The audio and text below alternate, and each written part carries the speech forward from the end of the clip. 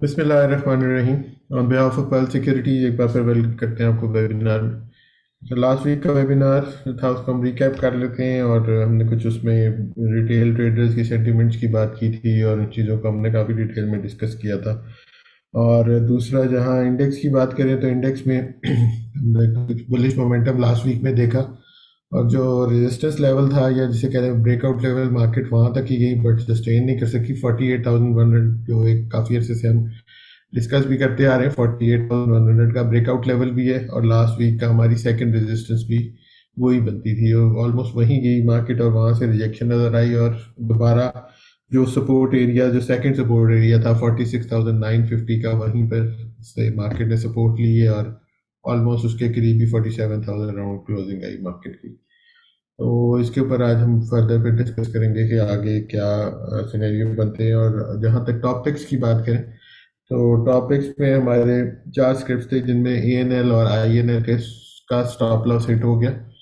उस इन दोनों के तो ये एग्जिट हो गए होंगे स्टॉप लॉस के साथ। इसी तरह DG का बड़ा इंपॉर्टेंट 104 का स्टॉप लॉस लेवल है, जो अभी इंटैक्ट है।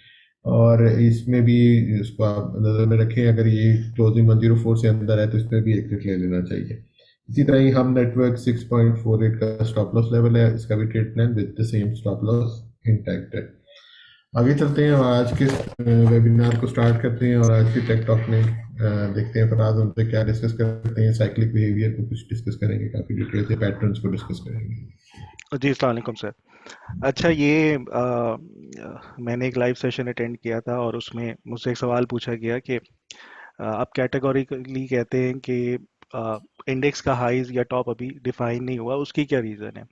और बुल्स जो हैं वो क्यों गोइंग फॉरवर्ड डोमिनेंट हो सकते हैं इस इंडेक्स के ऊपर, KSE 100 की अगर बात करें तो इसकी दो तीन बहुत बड़ी रीजंस हैं जो हम बिगर पिक्चर पे हमेशा से भूल जाते हैं और उसको जो है हम लोग शॉर्ट टाइम फ्रेम्स पे वीकली बेसिस के ऊपर या डेली बेसिस के ऊपर या बहुत से लोग तो आर्ली बेसिस के ऊपर भी देखते हैं। सो अब ये जो टॉपिक है ये बेसिकली उनके लिए नहीं है, जो ये जो भी हम बात शुरू करेंगे, जो निहार मुंह सुबह सुबह एक टिप लेते हैं या जो रात को सोने से पहले लेते हैं, सो ये उनके लिए नहीं है। ये थोड़ा सा एक बिगर पिक्चर है और ऑब्वियसली ये ट्रेडेबल भी नहीं होती।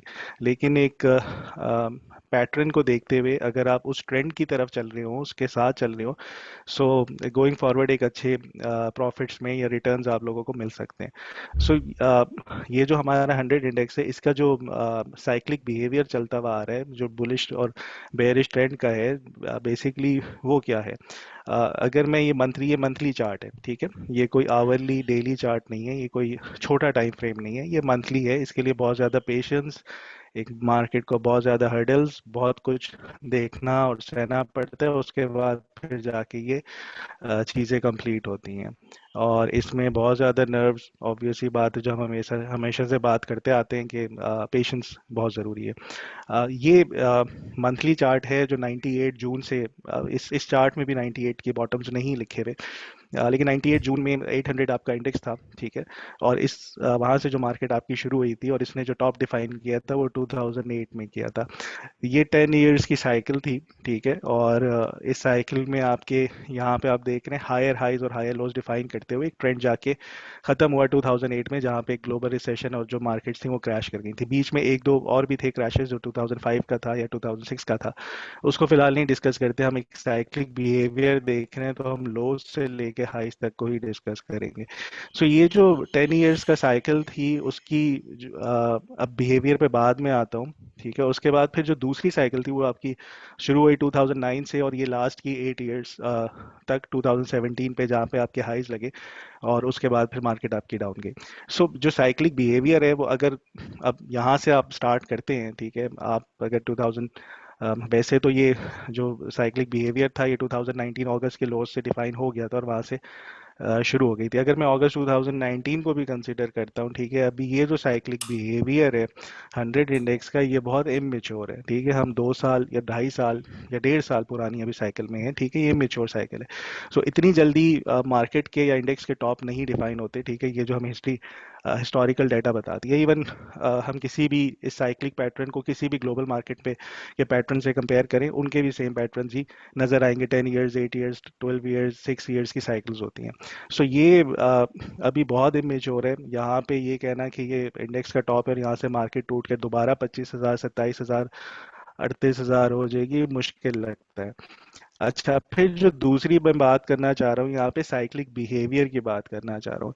अगर ये आप इसको देखें 98 से, या चलें 2000 से, 1000 पॉइंट से आप स्टार्ट लें, तो 1000 पॉइंट से लेके जो उस टाइम 2008 का टॉप लगा था, वो लगा था 15,000 पे। मतलब आपके 15 टाइम्स के गेन्स थे, ठीक है, 15 टाइम्स के रिटर्न्स थे। और यहाँ पे अगर आप देखें 2009 से लेके 2017 तक आपका इंडेक्स जो शुरू हुआ था वो 5000 से शुरू हुआ था और 52,000 के करीब जाके गया था। तो यहाँ पे भी आपके 10 टाइम्स के मल्टीपल्स पे गेन्स थे। अब जो आपका इंडेक्स शुरू हुआ है, ठीक है, जो नई साइकिल शुरू हुई है वो 27,000 पे शुरू हुई है, ठीक है। अभी तो इसने अपने गेन्स को ट्वाइस भी नहीं किया, यानी 54,000 तक भी नहीं गई। सो ये बहुत इमेच्योर है यहाँ पे ये कहना कि ये साइकिल के टॉप हो सकता है और यहाँ से जो है मार्केट आपकी टूट सकती है। अच्छा, अगर आप वर्स्ट केस सिनेरियो देखें, ठीक है, वर्स्ट केस सिनेरियो एक पैटर्न होता है, शार्क पैटर्न जिसको कहते हैं, ठीक है। 2011 में स्कॉट कार्नी की रिसर्च थी, उसने एक पैटर्न मार्केट में इंट्रोड्यूस किया था जिसको शार्क कहते हैं। अब यहाँ पे अगर इसको देखें, इस पैटर्न को देखें जो इन प्ले है इस टाइम मंथली चार्ट्स के ऊपर, अ, वो भी वर्स्ट केस सिनेरियो पे आपको क्या बता रहा है कि अगर ये 1.13 भी इसका जाता है, ये वर्स्ट केस सिनेरियो है। वो भी कहीं आपका इंडेक्स 56,000 पे जाके कंप्लीट होगा। ये अगर वर्स्ट केस सिनेरियो की भी बात करूं कि ये टॉप नहीं है, यहाँ से इसको, ये जो शार्क पैटर्न है ये इन प्ले है और इसका जो डी पॉइंट जाके वर्स्ट केस सिनेरियो में भी डिफाइन करें तो 55,800, 56,000 को जाके कंप्लीट करता है।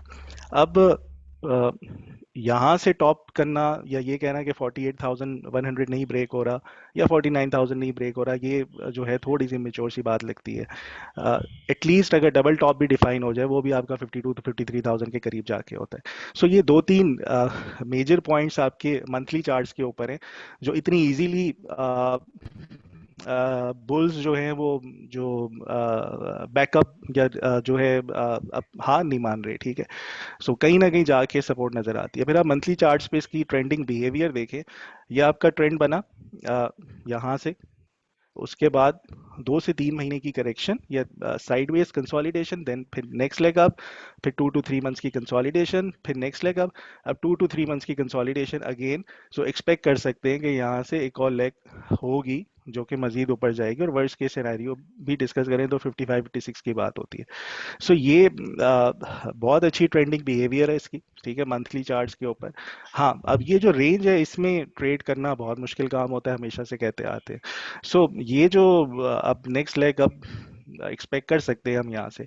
सो ये तीन मेजर बड़े पॉइंट्स हैं यहाँ पे मंथली बेसिस के ऊपर। अगेन ये शॉर्ट टर्म व्यू नहीं है, ठीक है, ये कल परसों तरसों नहीं हो जाएगा, ठीक है, इसके लिए पेशेंस चाहिए होती है। अब ये मंथली के जो पॉइंट्स थे यहाँ पे इसको डिस्कस किया हमने। उसके बाद अगर मैं वीकली के ऊपर देखूँ, यहाँ पे एक मोस्ट इंपॉर्टेंट आपकी एक्सपोनेंशियल मूविंग एवरेज है जो मार्केट जो 100 इंडेक्स है वो इसको बहुत ज़्यादा एज अ सपोर्ट ट्रीट करी है। तो जब तक ये इंटैक्ट है आप नहीं कह सकते कि ये जो है इंडेक्स आपका बेरिश हो जाएगा।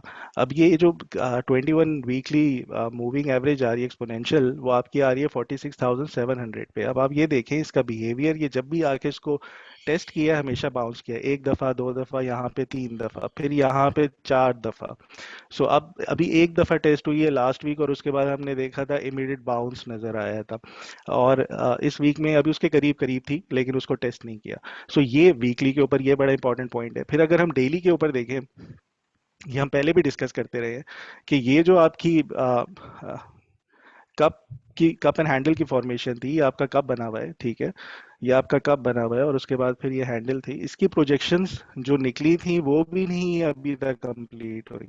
सो ये जो आपका कप एंड हैंडल था, ये भी, इसकी भी प्रोजेक्शंस बहुत ऊपर जाके आती हैं कहीं 53-52 के करीब, ये भी नहीं अभी कंप्लीट हुई। फिर उसके बाद ये जो आपका 2020 में ये जो पैंडेमिक की वजह से जो क्रैश होके यहाँ पे बॉटम डिफाइन हुआ था, इसने यहाँ पे जो डेली साइकिल्स थी वो यूजली 4 होती है या 5 होती है, उसने जाके छठी डिफाइन की थी। सो ये बहुत स्ट्रांग पॉइंट्स हैं जो इतनी जल्दी बुल जो है नहीं छोड़ सकते इन चीज़ों को। सो यहाँ से अगर कंसोलिडेट हो रही है, ठीक है, तो ये मार्केट आपकी बहुत अच्छे नए हाइज लगाने के चांसेस रखती है, और वर्स्ट केस सिनेरियो जो है वो शार्क इन प्ले है, वो भी कहीं 55-56 के करीब बनता है।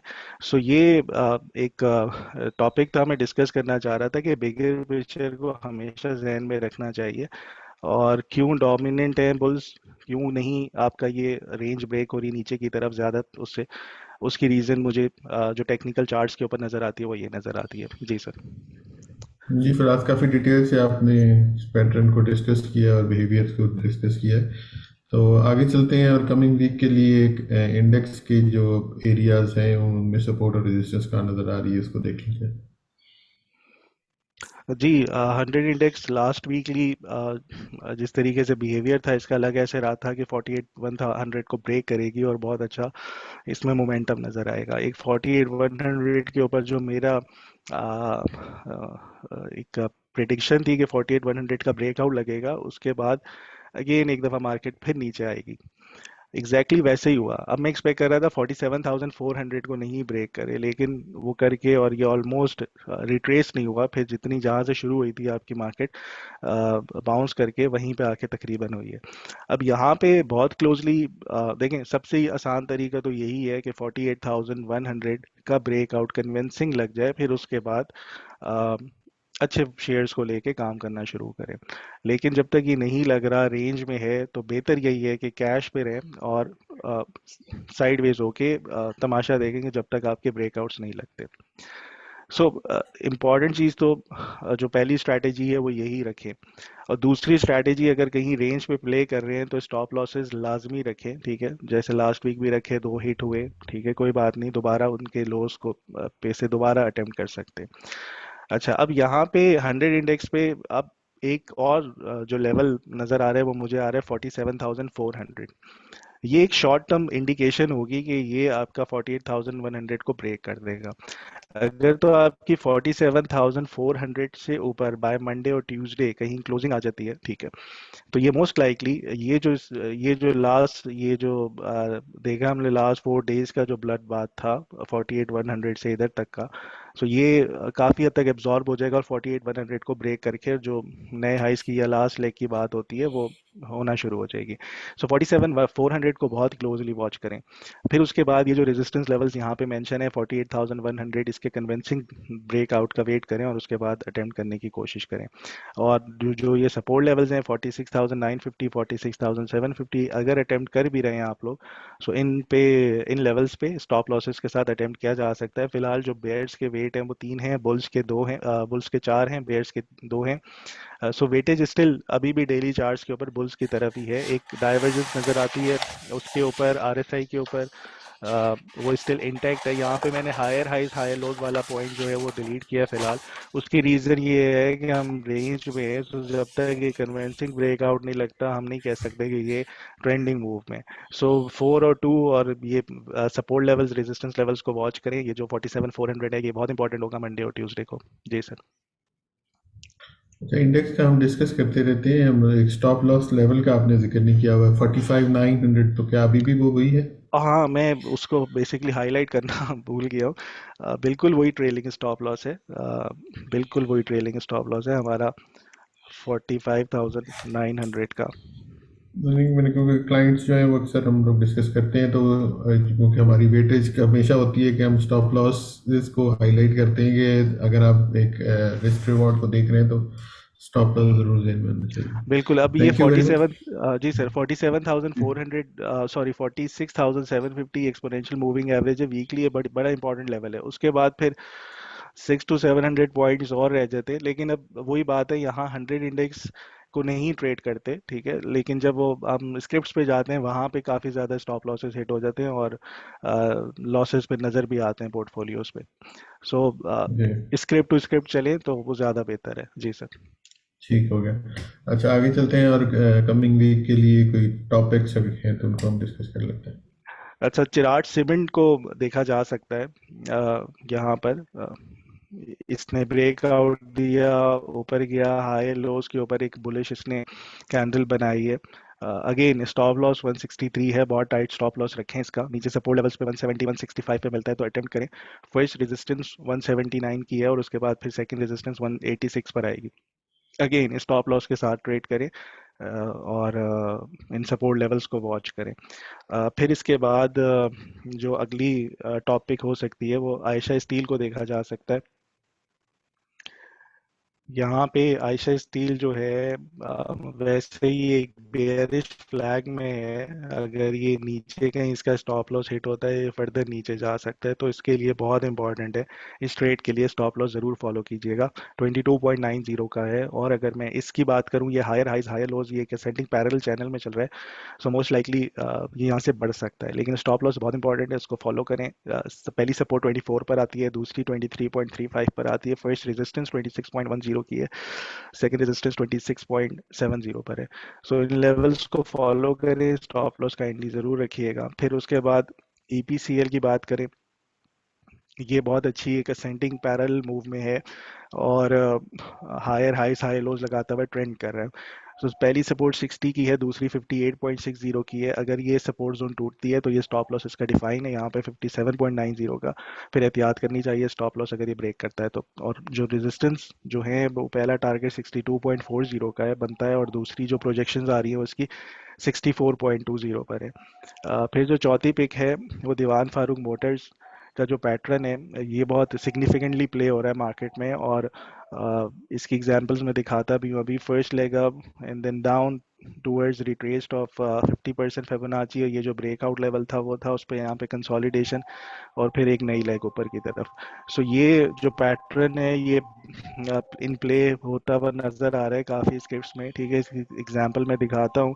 अब ये जो सपोर्ट लेवल्स हैं 10.65 की है और उसके बाद 10.05 की है, स्टॉप लॉस 9.80 का है, फर्स्ट रेजिस्टेंस 11.80 पर है और उसके बाद सेकंड रेजिस्टेंस 12.10 पे। अब ये जो पैटर्न है ये हमने कुछ दिन पहले एटलस बैटरी में देखा था, हमने हाईलाइट किया था यहाँ पे सपोर्ट लेवल्स के ऊपर। तो वैसे ही हुआ, ये पैराबोलिक मूव स्ट्रेट अप, उसके बाद consolidation and then next leg up. So ये इस तरह का पैटर्न है, इस पे स्टॉप लॉस काइंडली ज़रूर रखिएगा दीवान फारूक मोटर्स पे।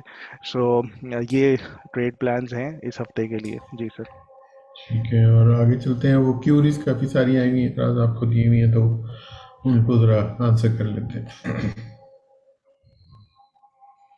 जी, एएनएल ये लास्ट वीक के टॉपिक में से था। स्टॉप लॉस हिट हुआ है इसका। और यहाँ पे जो हम जिस एरिया को आए कर रहे थे वो 26.75 की सपोर्ट जोन थी, जो उसके ऊपर एक बुलिश इनगल्फर बना, तो एक अच्छा बुलिश साइन था, लेकिन वो ब्रेक हो गया। अब चूंकि ये ब्रेक हुआ है, यहाँ से अगर कोई भी बाउंस आता है तो 26.90 को फर्स्ट रेजिस्टेंस होगी, इंपॉर्टेंट होगी। यहाँ पे रिजेक्शन आती है तो मेरे ख्याल में एग्जिट लेना चाहिए, और इन केस और बाउंस करता है 27.50 को देखिएगा, ये बहुत इंपॉर्टेंट रेजिस्टेंस लेवल बन जाएगी। सो जो ये लोग इस लेवल को प्ले कर रहे थे वो मेरे ख्याल में उनका स्टॉप लॉस बहुत टाइट था। अगर स्टॉप लॉस हिट हो गया है तो कोई बात नहीं। अब अगर ये यहाँ से कहीं नीचे जाता है तो इसकी जो अब सपोर्ट आती है वो 24 के करीब आ रही है, एक ये सपोर्ट, और फिर 23.20 के करीब है। इन सपोर्ट लेवल्स पे कोई बाय सिग्नल ग्रीन कैंडल्स नजर आती है तो फिर अटेम्प्ट की कर सकते हैं। बहरहाल 27.50 अभी फिलहाल इसकी एक इम्पॉर्टेंट रेजिस्टेंस है। फिर उसके बाद एजीबी।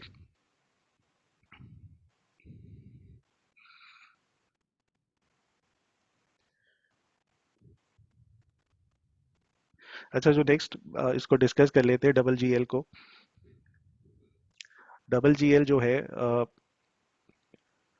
इसकी यहाँ से कैंडल बनी हुई है। पहली सपोर्ट आ रही है 41.30 पे, दूसरी सपोर्ट है 39.30 पे। 41.30 एक इंपॉर्टेंट सपोर्ट लेवल डिफाइन किया इसने फ्राइडे को। अगर बहुत टाइट स्टॉप लॉस रखने तो 41.30 का स्टॉप लॉस रखा जा सकता है। फर्स्ट रेजिस्टेंस इसकी 43.50 पर है, दूसरी रेजिस्टेंस 44.30 पर है। फिर उसके बाद मीज़ान बैंक एक बहुत अच्छी ट्रेंडिंग मूव में चल रहा है। और इसकी जो प्रोजेक्शंस आती हैं, पहली रेजिस्टेंस तो इसने डिफाइन कर दी है 165 की, और उसके बाद जो इसकी प्रोजेक्शंस बन रही थी वो 172 के करीब है। नीचे कहीं सपोर्ट लेवल पे मिलता है 160 156 पे बाय करें, 154 53 का स्टॉप लॉस रखा जा सकता है, और 172 को आय किया जा सकता है इस पे मीज़ान बैंक पे। फिर टीआरजी की अगर बात करें, जो टीआरजी में जो इम्पोर्टेंट लेवल्स हैं, वो पहली 154 की सपोर्ट है, दूसरी 150 की है। 167 की रेजिस्टेंस बहुत इंपॉर्टेंट है, ये ब्रेकआउट लेवल होगा इसका। सो 167 पे नज़र रखें, ब्रेक करता है तो फिर ये ट्रेंडिंग मूव में जाएगा। फिर उसके बाद ट्रीट की को देखें तो स्ट्रगल कर रहा है काफ़ी टाइम से, एक डिसेंडिंग पैरेलल चैनल में ट्रेड कर रहा है। एक इसकी 38% की सपोर्ट है 49.90 पे। अगर बहुत टाइट स्टॉप लॉस रखने हैं 49 48.50 का रखा जा सकता है। फिर नेक्स्ट सपोर्ट 47 की आती है। अगर ये बेरिश ट्रेंड इसका कंटिन्यू रहा तो ये 44.38 50% रिट्रेसमेंट को भी जाके टेस्ट कर सकता है ऊपर।